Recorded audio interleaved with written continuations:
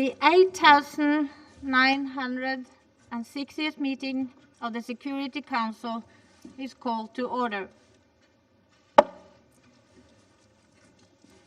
The provisional agenda for this meeting is threat to international peace and security. The agenda is, I give the floor to the representative of the Russian Federation. Thank you, Madam President. Thank you, Madam President. Thank you, Madam President.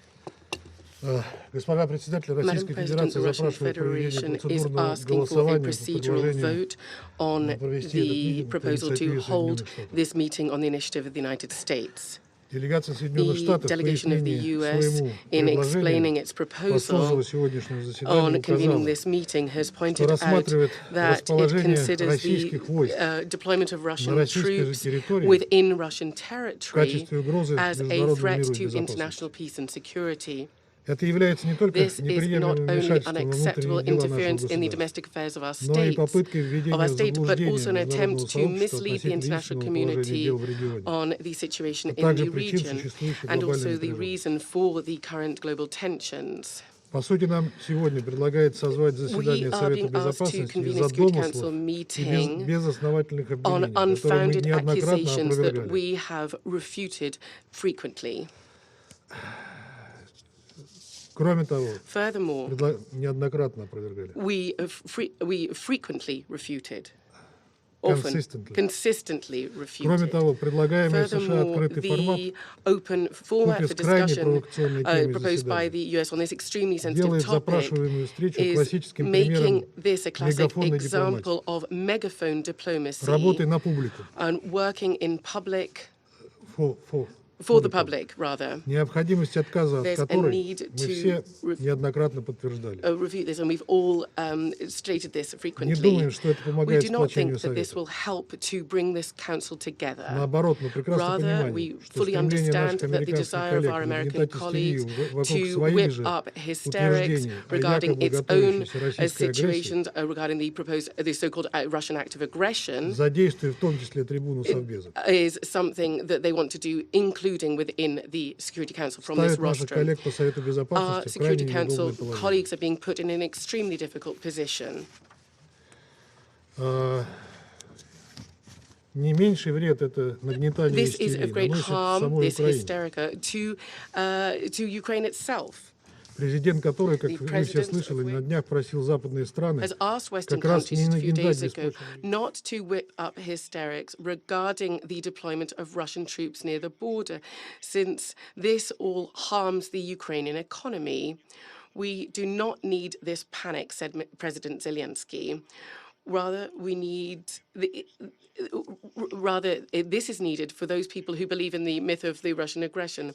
The Ukrainian officials have talked about a lack of a threat from Russia.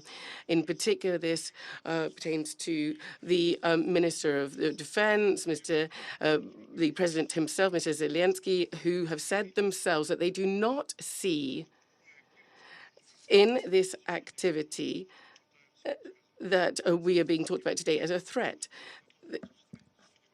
We are prepared to disseminate this to you later. We would urge all colleagues to not use the rostrum of the Security Council to push forward the propaganda beliefs of our colleagues. We would also like to remind members of the Security Council that the Russian delegation in December announced its plans to have an annual discussion of the situation in Ukraine during our presidency of the Council that starts from tomorrow. The 7th anniversary of the adoption of the packet of measures of the Minsk agreements will be an excellent opportunity for us to constructively show the Security Council's commitment to 2202, that is the international basis for the Ukrainian settlement. The event is planned for the 17th of February. If our American colleagues really need to say in public any additional information about this, they can fully do this during the planned meeting in February. We would urge all sensible members of the Council not to support this provocative proposal and treat the UN Charter with respect. Thank you. The representative of the Russian Federation. I give the floor to the representative of the US.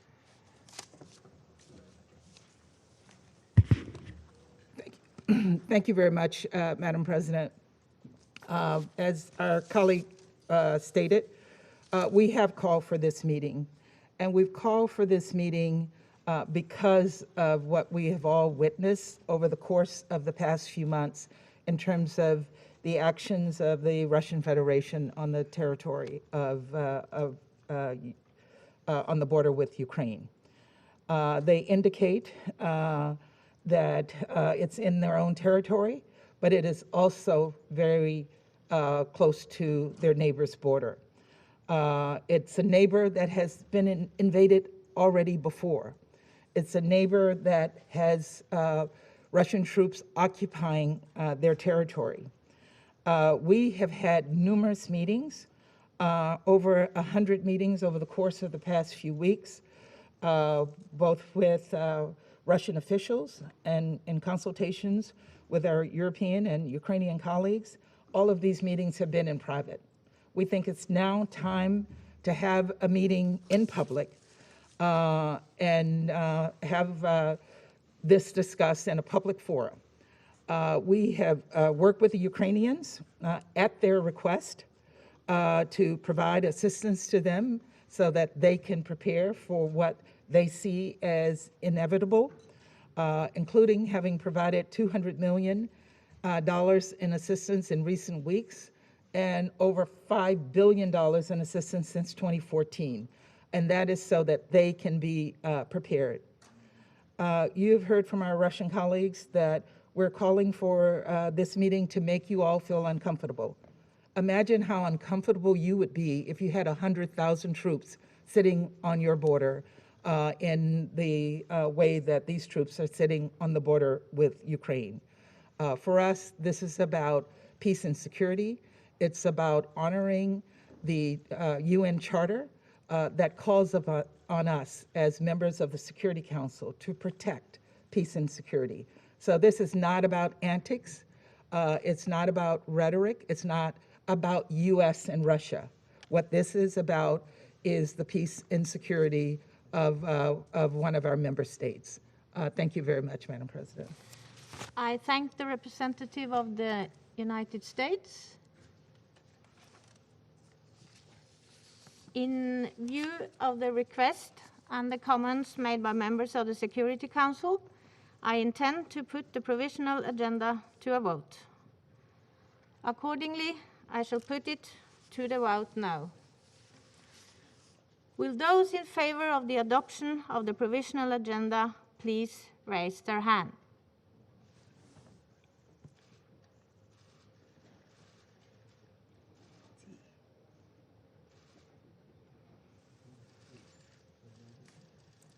Those against?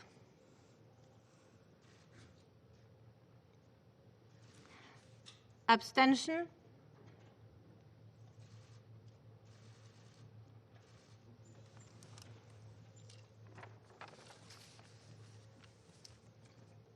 The result of the voting is as follows.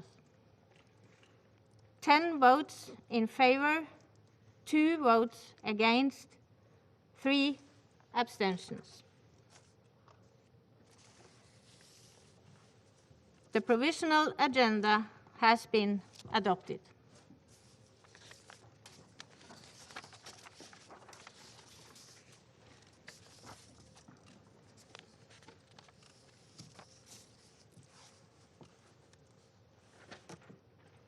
In accordance with Rule 37 of the Council Provisional Rules of Procedure, I invite the representative of Belarus, Lithuania, Poland, and Ukraine to participate in this meeting.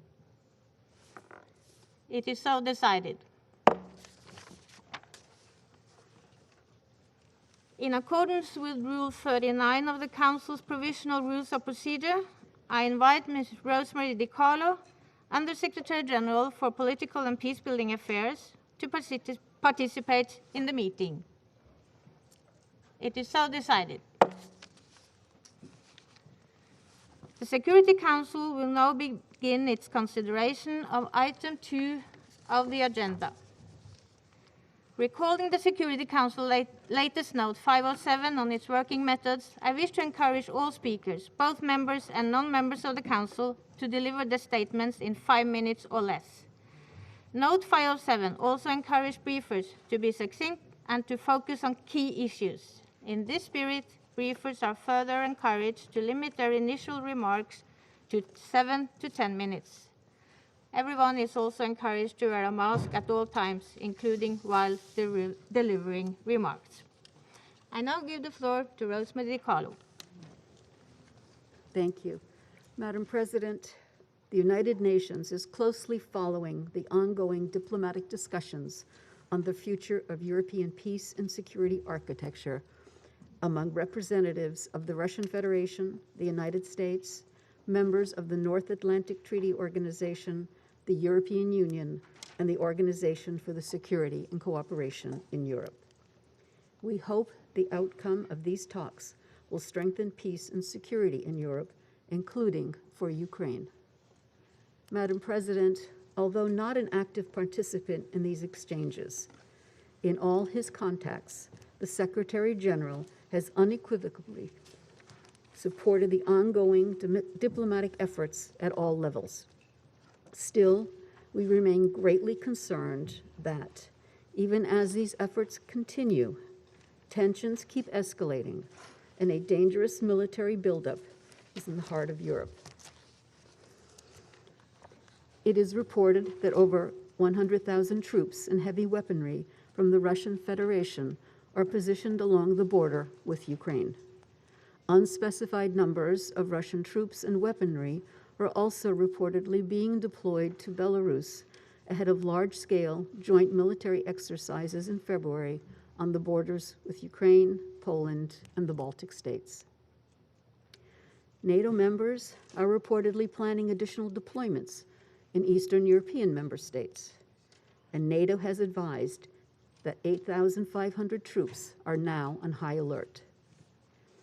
Accusations and recriminations among the various actors involved in the ongoing discussions have created uncertainty and apprehension for many that a military confrontation is impending.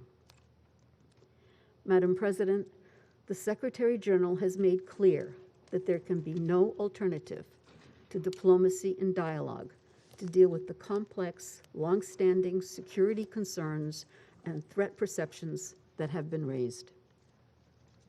He has expressed his strong belief that there should not be any military intervention in this context and that diplomacy should prevail. He's been equally explicit that any such intervention by one country in another would be against international law and the United Nations Charter. His expectation is that we all contribute to avoiding confrontation and to creating conditions for a diplomatic solution to end this crisis. We therefore welcome the steps taken so far by all involved to maintain dialogue. We urge and expect all actors to build on these efforts and to remain focused on pursuing diplomatic solutions by engaging in good faith. We further urge all actors to refrain from provocative rhetoric and actions to maximize the chance for diplomacy to succeed. Achieving mutual understanding and lasting, mutually acceptable arrangements is the best way to safeguard regional and international peace and security in the interest of all.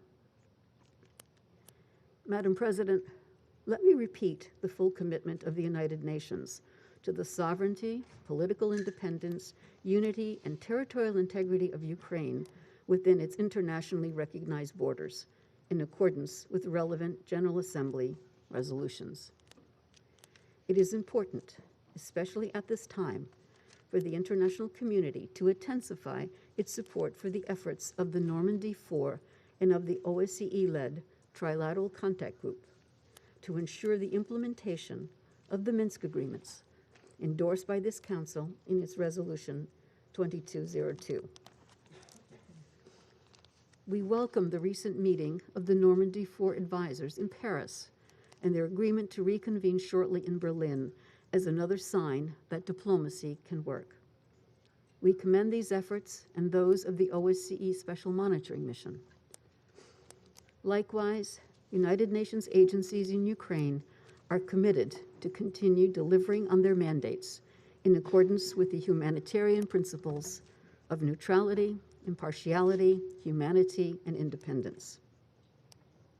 Safe, unimpeded humanitarian access must be respected under any circumstances to provide support to the 2.9 million people in need of assistance, with the majority in non-government controlled areas. In this regard, I encourage member states to contribute to the humanitarian response plan. Further, the UN Human Rights Monitoring Mission in Ukraine continues to document civilian casualties in the conflict area. Madam President, no one is watching the current diplomatic efforts more than the people of Ukraine. They have endured a conflict that has taken over 14,000 lives since 2014, and that tragically is still far from resolution. It is painfully obvious that any new escalation in or around Ukraine would mean more needless killing and destruction. Whatever one's position regarding the current situation or the status quo in eastern Ukraine, this should be inconceivable. The fact that it is not should give us pause. The principles enshrined in the UN Charter, the Helsinki Final Act, and multiple other commitments to safeguard regional and international peace and security are crystal clear.